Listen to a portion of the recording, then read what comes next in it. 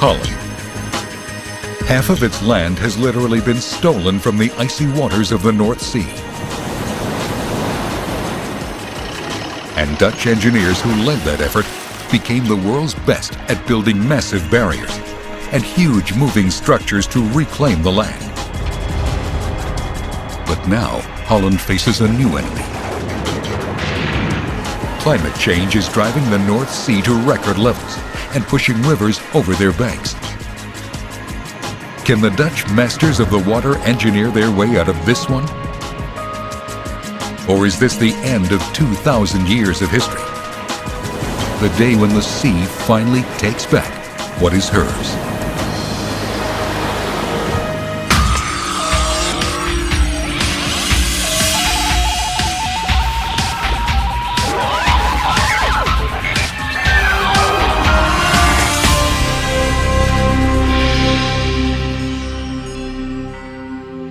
Perched precariously on Europe's western coast, Holland, its official name is the Kingdom of the Netherlands, has been locked in an epic struggle with the raging waters of the North Sea.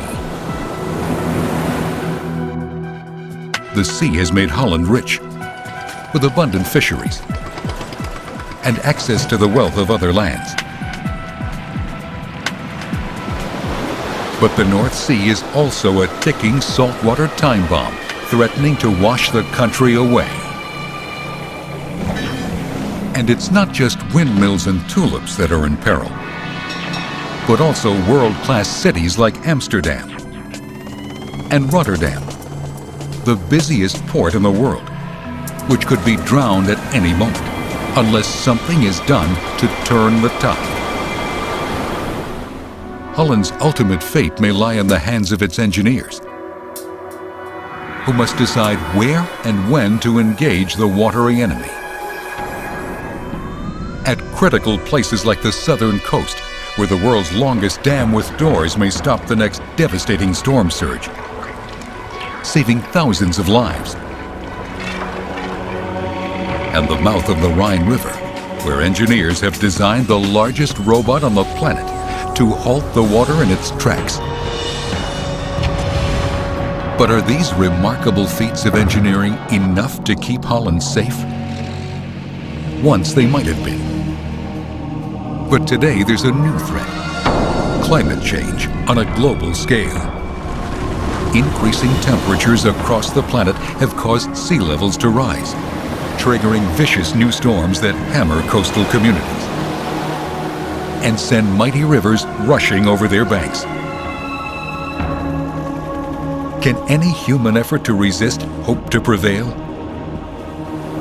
Certainly, if anyone can make a stand against nature's fury, the Dutch can. They've been fighting and winning a war against the water that began 2,000 years ago. Dutch builders have had to fight for every inch of their territory, draining swamps and erecting dams. And their labors have paid off. Over the centuries, Holland has nearly doubled its original size, filling in the swampy wasteland that once stretched 20 miles from the edge of the land to the coastal dunes.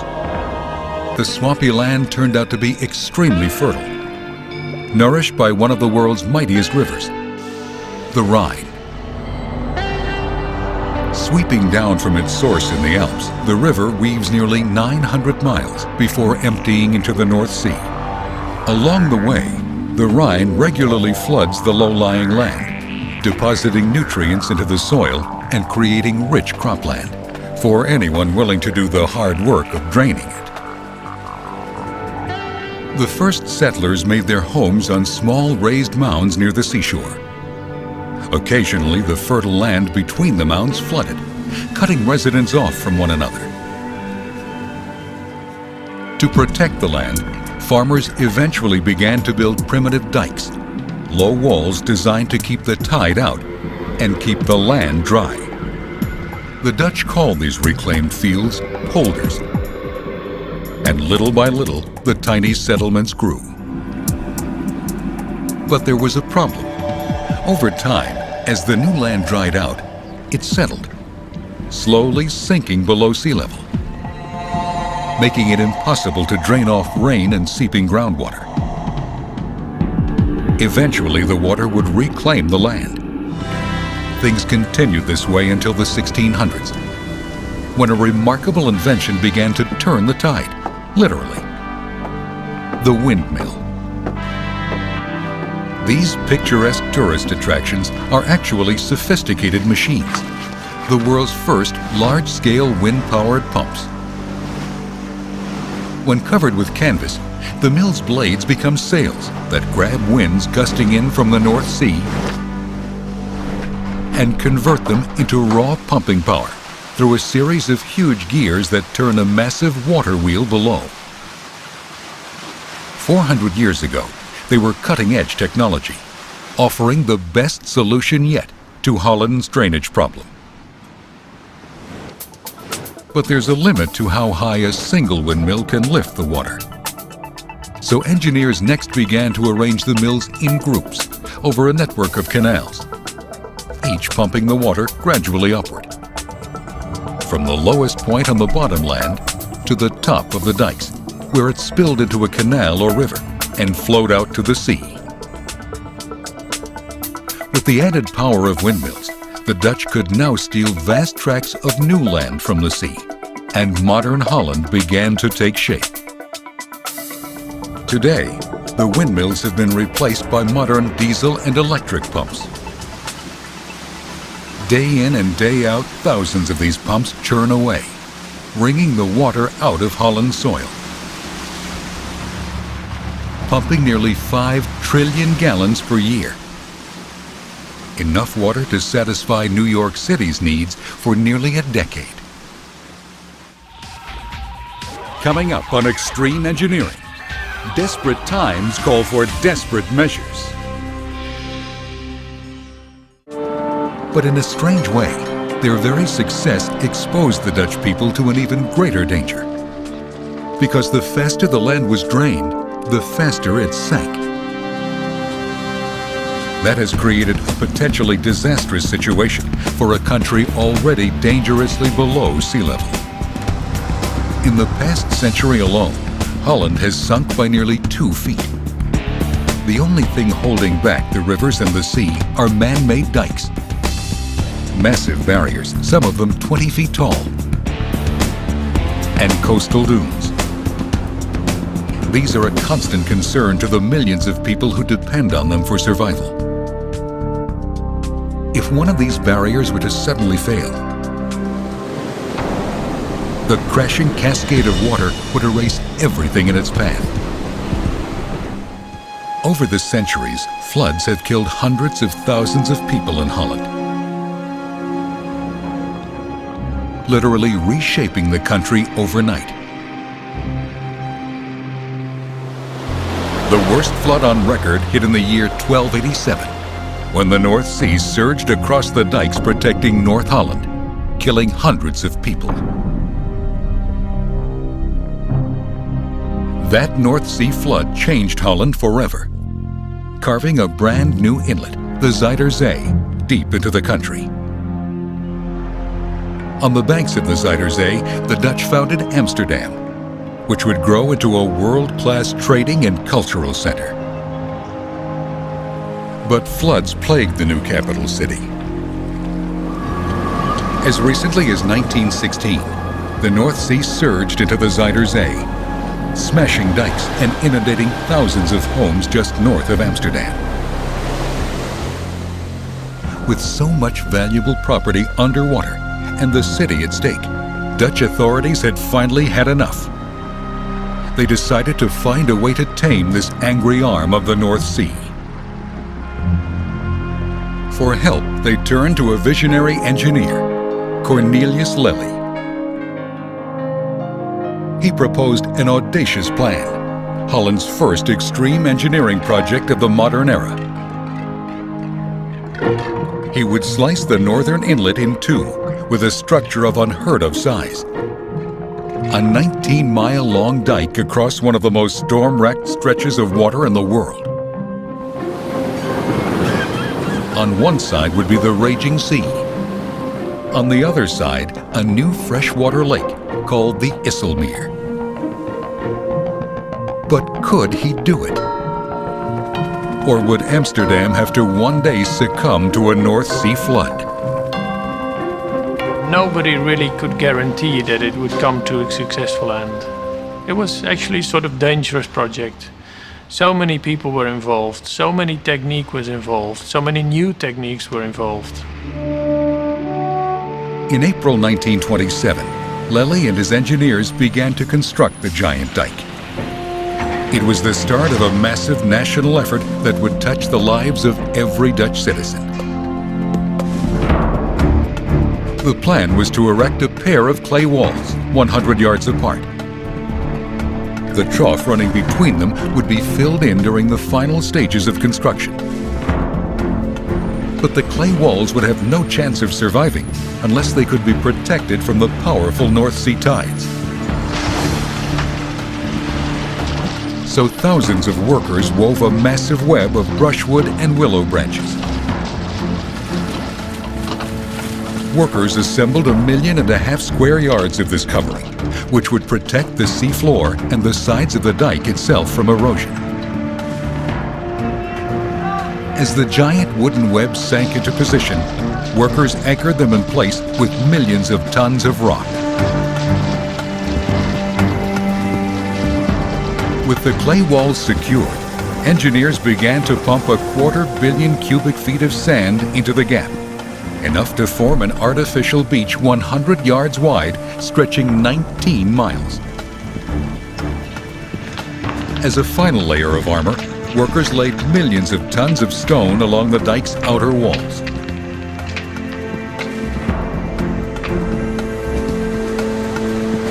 Finally, on May 28, 1932, 5 years after the project began, workers sealed the last gap in the dike. Cornelius Lely had scored a stunning victory for Holland against the North Sea. But he was not done yet. Behind the dam, in the new inland lake, he went on to build more dikes to enclose large portions of the old North Sea inlet. Then he sent in the pumps. Over the next 40 years, the Dutch drained nearly 500,000 acres of ancient seabed,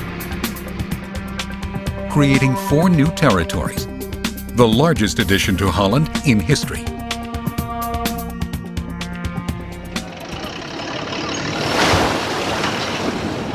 The new northern closure dike stood as a shining triumph of extreme engineering. And for the first time, the Dutch felt safe from the constant threat of flooding. But 90 miles to the south, disaster was brewing in a marshy region where the Rhine and Meuse rivers split into tiny branches before spilling into the North Sea. During World War II, Allied bombers had targeted this region to deny the Nazis an important strategic foothold. When the war ended, the dikes were in bad repair. But they were the only barrier standing between the raging North Sea and some of Holland's oldest reclaimed lands. And then, on February 1st, 1953, the worst happened. 80-mile-an-hour winds from the North Sea began to push a mountain of water towards the weakened dikes in the south. Pounded by 16-foot waves, the dikes eventually gave way. One village, Ouwerkerk, was nearly wiped off the face of the earth. Because the first dike gave way after dark, most villagers had no way of knowing that the North Sea's attack had begun. Trapped in their homes, many fled to their attics. But that was not high enough. Whole families were crushed or drowned as their houses collapsed. Nico Portvliet was one of the lucky few who survived. Father had his hammer and his chisel, so when we were in the top of the house, he could make a hole in the roof so that we could get outside. Because he said, we will be trapped just like rats. And that was just what happens with my grandmother a few houses away. By daybreak, the sea had demolished 70 dikes and pushed 45 miles inland. Nearly 2,000 people perished. It would take 10 months to repair the dikes and pump out the seawater. But for some, the memory of the tragedy would endure far longer.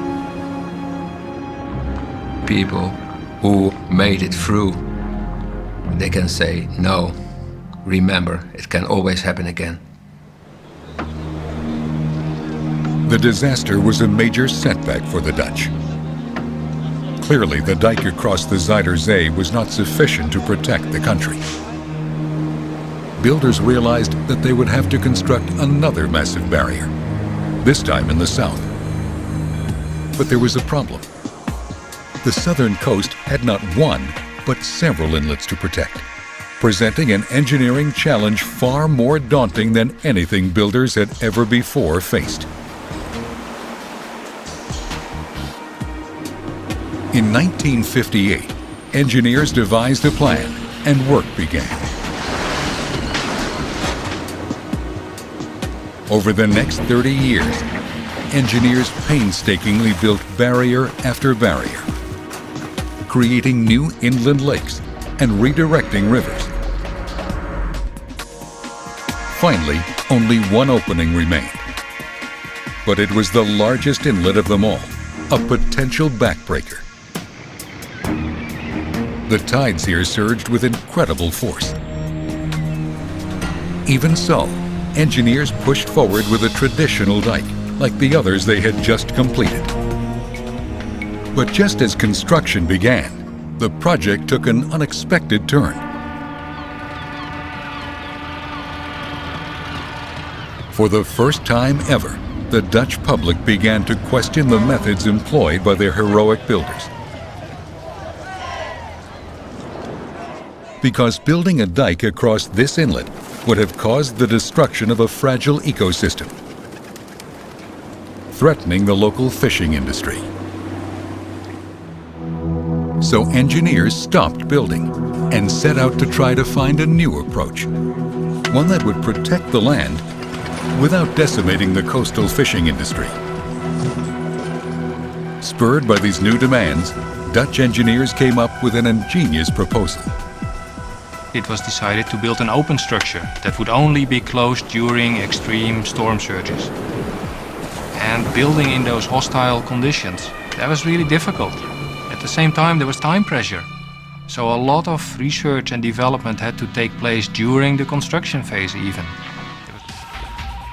Ahead on extreme engineering, can engineers hold back nature's fury?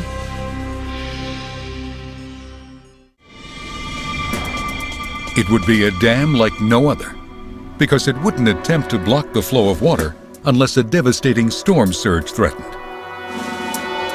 The proposed structure would be the world's longest dam with doors, more than 60 of them, each weighing as much as 40 fully loaded railroad boxcars, hung between 65 gargantuan piers. Under normal conditions, each door would remain in the up position, allowing the North Sea to flow underneath. But if sea levels rose to dangerous heights during a storm, the doors would be lowered to the sea floor, sealing off inland Holland from the storm surge. No structure this complex had ever before been built in the sea, in an area with such strong tides. Builders feared that super strong currents would tear the structure apart before they could anchor it to the sea floor. Currents this strong would make the sea bottom unstable because they rip away the fine sand. Twice a day the water flows in and out at high velocity, and building a structure in there is quite a task. The bottom is formed of sediments, fine sediments that move around constantly. To better understand how the current affected the sea floor, scientists came to a laboratory like this.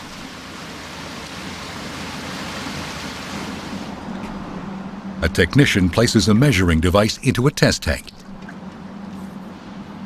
The bottom of the tank is lined with sediments similar to those at the bottom of the North Sea inlet.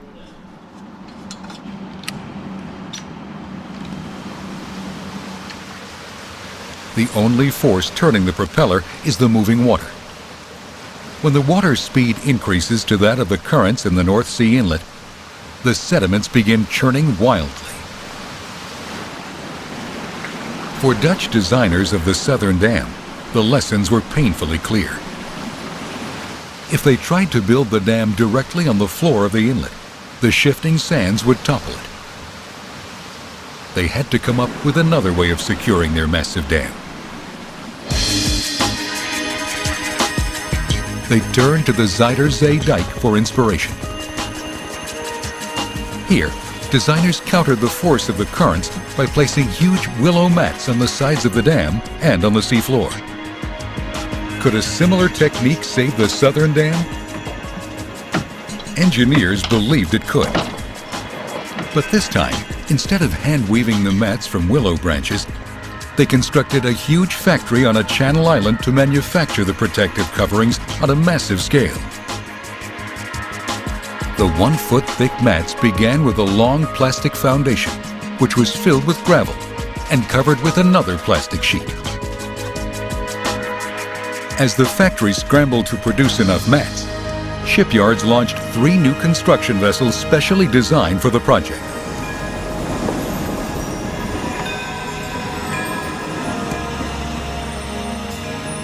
And in a huge dry dock created on a channel island, the massive piers took shape. Each pier was as tall as an 11-story building and weighed a whopping 18,000 tons. The same as a nuclear submarine. These engineering marvels would form the backbone of the new barrier. But first they had to be put in their proper places, and that would be a daunting undertaking. Because the tides flowing into and out of the inlet were simply too powerful for standard construction work. But there was a brief period each day when the current could be overcome. When the outgoing tide paused before rushing back in. But it was only the narrowest of windows, a mere 30 minutes. That meant that engineers would have only 2 half-hour periods a day when they could assemble the dam in the water. If they were to succeed, they would have to move with clock-like precision. First, from the back of a ship, they unfurled the 100-foot-wide foundation mats, which came to rest on the unstable sea floor. Now, another ship maneuvered one of the huge piers into position to lower it onto the waiting mat below. With only 30 minutes to complete the work, there was no room for error. It's so difficult to place that right in the right place, just only a few centimeters away from the spot where it should be. And we were lucky we did it. Then, a custom-designed scooping crane placed 5 million tons of rock around the edges of the dam to anchor the mats and brace the piers against any blow. Next came an equally demanding task: installing the huge doors, each weighing 400 tons.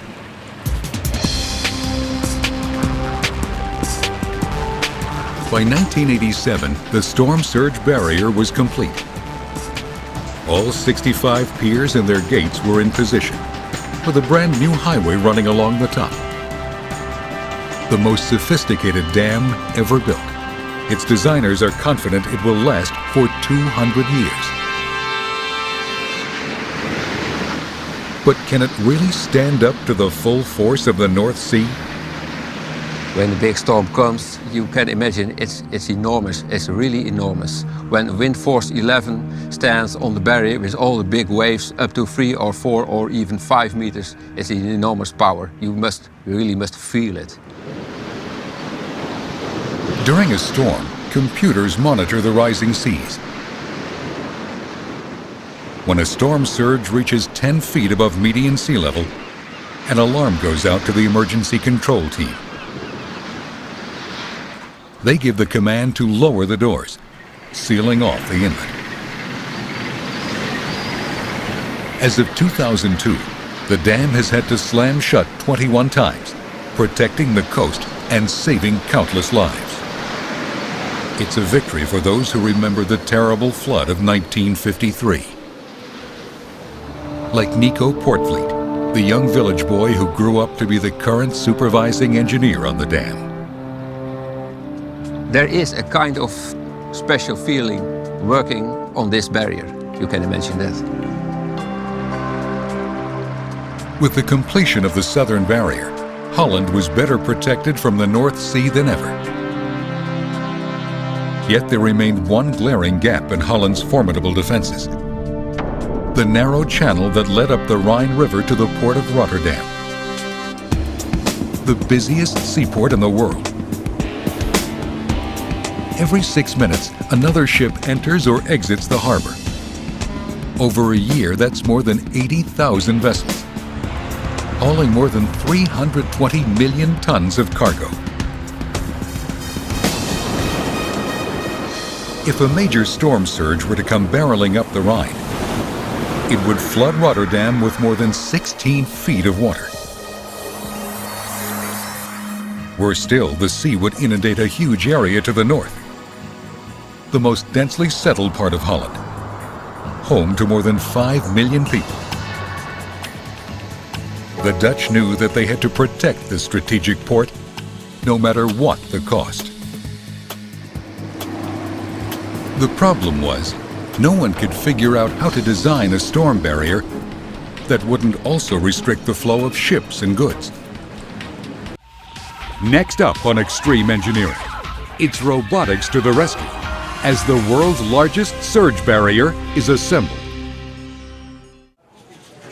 In 1991, a new generation of engineers took up the challenge to build a storm surge barrier large enough to protect the port in an emergency, but kept out of the way until needed. They came up with a revolutionary design, a pair of massive barriers that could swing into place across the river when needed, shielding the port from an approaching storm surge. Each barrier would be attached to the end of a massive arm of steel tubes. And each of these huge arms would have a shoulder, a ball and socket pivot that allows it to swing its barrier into place. To test the design, engineers experimented with a scale model in a lab. Like the model, the actual steel barriers would be hollow, allowing them to float on the surface of the water. Once they've swung into place, they would be filled with water and sink to the bottom, sealing off Rotterdam from the approaching flood. Overall, a stunningly simple design, but very difficult to build. The first test we did showed tremendous instabilities of the whole structure, simply due to the current that's going under the barrier while we bring it into position. The barrier was absolutely out of control. The bobbing motion of the model appears slight, but it means that the real barrier would heave up and down 30 feet, possibly tearing the structure apart. So engineers redesigned the underside of each barrier to try to reduce the turbulence below. But no one could know for sure if this change would be enough.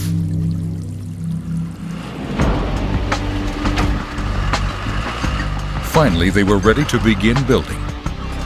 First, they constructed a gigantic dry dock on each side of the river. The huge chambers mirrored the curved form of the barriers. Then, the giant steel tubes that would form the barrier's arms arrived. The largest tubes were 100 feet long and 6 feet in diameter, big enough for a person to stand up in. Welding each joint took 6 days and had to be perfect. Just one bad weld on a moving structure weighing 14,000 tons would be catastrophic. Meanwhile, in a factory in the Czech Republic, workers cast the most critical components. The two steel spheres, each 33 feet in diameter, that would form the shoulder joints for the huge steel arms.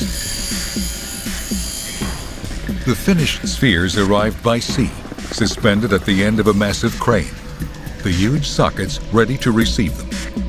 These ball and sockets are a remarkable feat of precise engineering. They are designed to function smoothly under the 70,000 tons of pressure that a powerful storm surge can generate.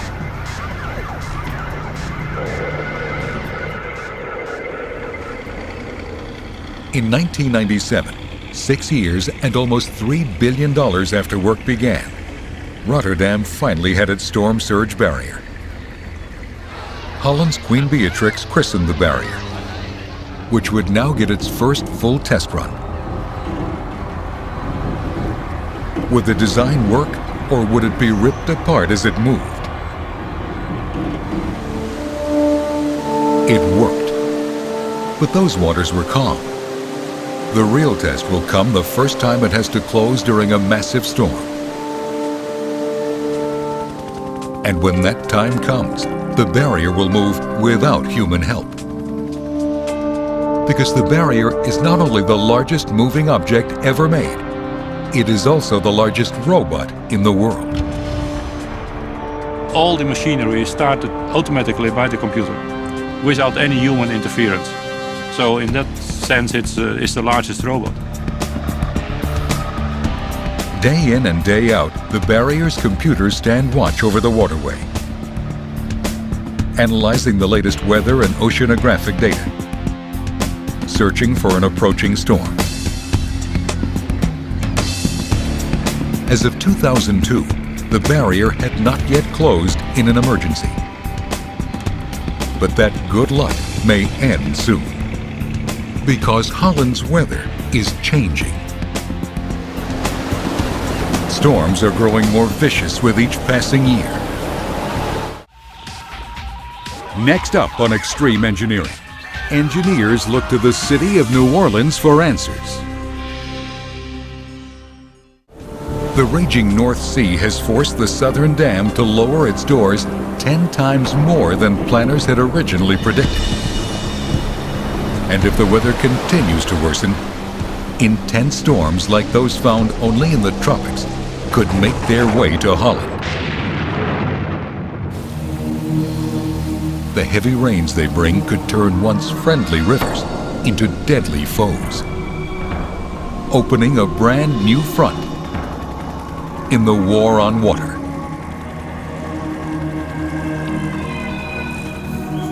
Hardest hit would be Holland's heartland. Small farming villages like Ogden on the Rhine River. Like the beating of a great heart, floods have moved in and out with the seasons, tracing a predictable rhythm. For centuries, the dikes have protected the town and farmland during these floods. But in the winter of 1995, that pattern suddenly broke. Unusually heavy rains soaked the countryside. The water drained into the Rhine, causing it to rise. The river reached its usual peak level, but then it kept going. The dike began to tear up. The level of the river was till here. It was a very dangerous situation. I get the advice to evacuate immediately. It was a critical moment. The swollen river threatened to overwhelm the dikes and inundate the village. There would have been a wall of water destroying all the houses in a circle of about 1 kilometer. That would have meant for the village of Ogden, of about 3,000 people, that it would have been washed away. But the flood never came. The river stopped rising and slowly receded. Was this near miss nothing more than a once-in-a-century threat? If global warming is a reality, the worst may be yet to come. Our showers now will become more tropical, and that means that the tropical intensities will appear here. If you travel to the south, then you know that the tropical showers are way more intense than our showers in the north.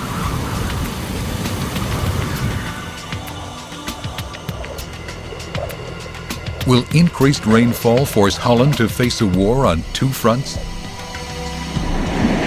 Against both an angrier North Sea and flooding rivers?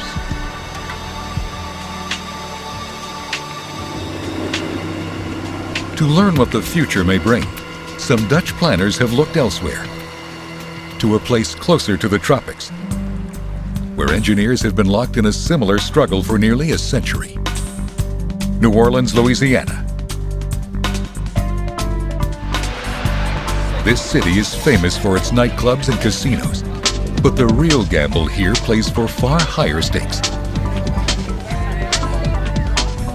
The city is under siege from water on all sides, and engineers may be powerless to fend off disaster. Like much of Holland, New Orleans sits on land reclaimed from water. In this case, the Mississippi River. And also like Holland, the city has been sinking over the centuries. Not only that, nearby Lake Pontchartrain crowds New Orleans from the north. Both the river and the lake are poised to pour destruction on the city below. Only giant levees, similar to Holland's dikes, keep the city from being drowned. But New Orleans also faces a huge danger that Holland doesn't, at least not yet: hurricanes.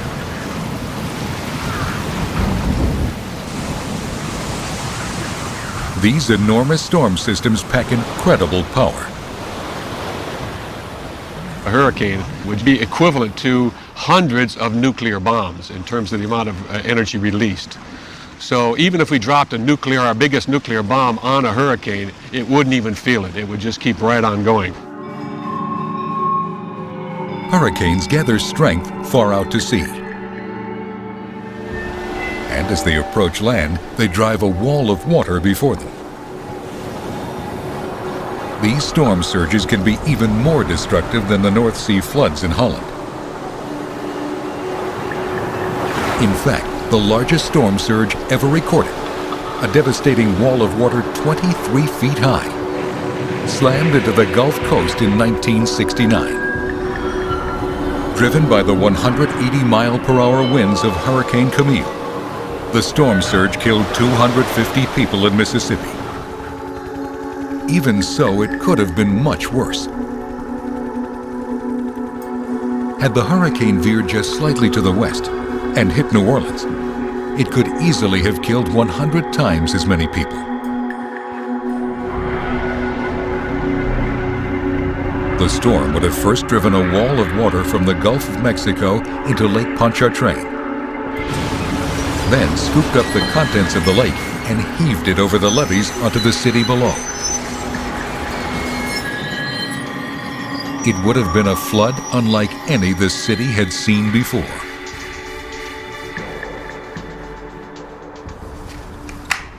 What I'm doing is using a surveying rod to illustrate how high the water would get during a Category 5 storm, or the worst case. Now, the top of the rod is 20 feet, and that's the elevation of the water we expect to see during a Category 5 storm. A flood like this might claim the lives of up to 40,000 people. To prevent such a catastrophe, engineers know they need a barrier large enough to prevent the ocean from surging into Lake Pontchartrain during a hurricane. But none of the Dutch designs prove practical. Neither a massive dike nor a movable barrier.